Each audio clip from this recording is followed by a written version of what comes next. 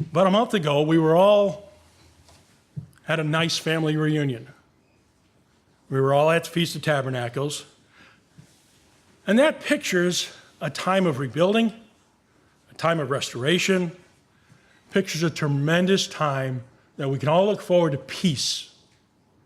But it also pictures a time when Satan has no chance to influence the world for a little time. When you look at mankind as a whole, they really misunderstand who God is and what his ways stand for. How are they going to learn? Who's going to teach them? Turn around and look who's in this room. Some of us have been students of God's Word for a very short period of time. Some of us, let's just say, a little longer than others. Ask yourself, at this time, could you stand before a congregation? Could you stand before a town? Or how about a city? Could you open God's Word and teach them? Well, as heirs with Christ, we will be responsible for teaching God's way to those people who are left after the return of Christ. So let's look in the Word of God and see what he has inspired Paul to write in his letter to the Ephesians about our ultimate goal as teachers of God's Word. Go ahead and turn in your Bibles to Ephesians 4. And as you turn there, it talks about in the first part of Ephesians, our great hope.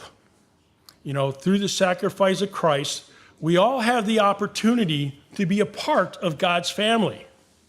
It says in Ephesians 4:6 that he is the Father of all. And Paul continues to admonish us to walk worthy of the calling we have been given. And verse 7 says, each one of us, grace was given according to the measure of Christ's gift. What is this gift? We all know that Christ sacrificed himself. And he sacrificed himself that we may have access to God's Holy Spirit. But yet, we all have different abilities. We all have different talents. You can read in 1 Corinthians 12, 4 through 11 later, go ahead and write it down in your notes, that there's a diversity of spiritual gifts, but it all comes from one place. It all comes from that Spirit. So let's go ahead. We're in Ephesians 4. Let's start reading in verse 11. We're going to read 11 through 15. It says, and he himself gave some to be apostles, some prophets, some evangelists, and some pastors and teachers for the equipping of the saints, for the working of ministry, for the edifying of the body of Christ, till we all come to the unity of the faith, of the knowledge of the Son of God, to a perfect man, to the measure of the stature of the fullness of Christ, that we should no longer be children tossed to and fro and carried about with every wind of doctrine by the trickery of men and the cunning craftiness of deceitful plotting, but speaking the truth in love may grow up in all things into him who is the head, Christ. Now in these 4 so verses, there's a lot here. So let's break it down a little bit. First off, in verse 11, who gave? It says he himself. So we're talking about Christ. He himself gave this gift to us. And as we see a list that we commonly call offices: apostles, prophets, evangelists, pastors, and teachers. But they all have one thing in common. Each one of them are teachers. They're teachers of what? They're teachers of his word. And what are they going to do? They're going to equip the saints.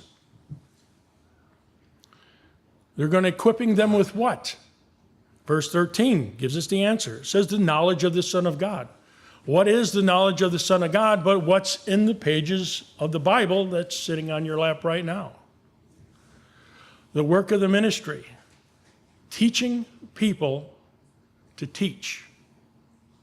Isn't that what we're being done right here, right now, today, the day before, the day after? We're being taught God's way of life. So when we become part of God's family, we can turn around and teach others for the edifying of the body of Christ. I love this word, edify, because it means to build up. It means to encourage. 1 Corinthians 14 says, let all things be done for edification. Whether you sing, whether you speak, what you do. You know, my mother always taught me, if you don't have anything nice to say, don't say anything at all. Wow. Doesn't that mean the same thing? If you speak, speak to edify. And it says, for what reason is this going to be done? Verse 13 says, till we all come. Are we talking about just us?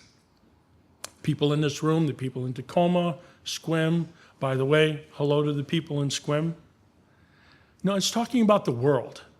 God's building a family. He's giving everybody the same opportunity. You, me, the guy driving his car past on the highway. To the unity of the faith and of the knowledge of the Son of God. This world is misguided. They don't know who the Son of God truly is.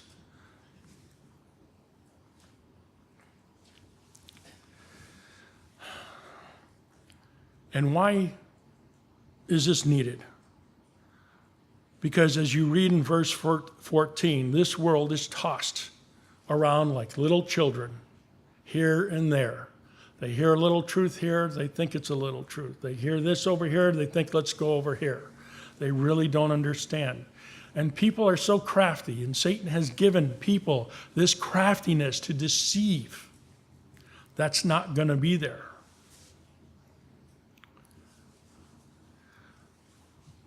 But you say in the back of your head, I can't be a teacher. I have fill in the blank. I have a learning disorder.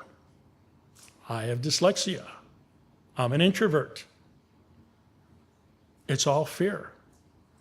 What did Moses say? He said, God, I'm slow of speech. My tongue is slow. And God turned around and said right back to him, Moses, who made your mouth? Go, and I will fill your mouth and teach you what you should say. And then you have the flip side of the coin. Well, you know what? God will give me what I'm lacking. There's a parable I want to go through.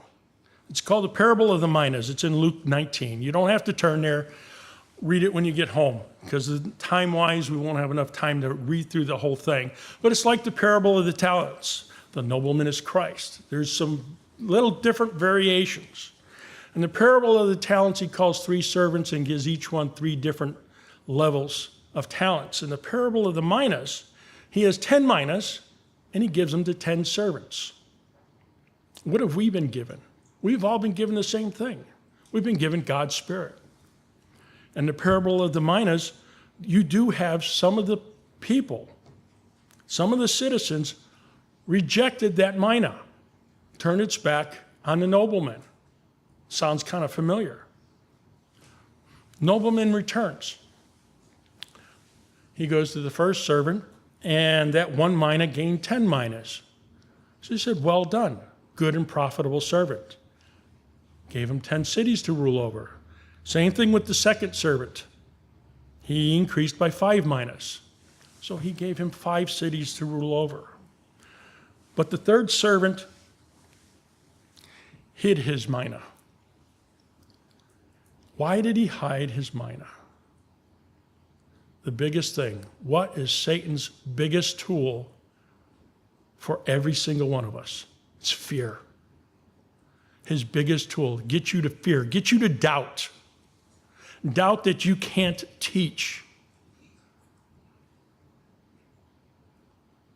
This mina represents the Holy Spirit that's within inside you.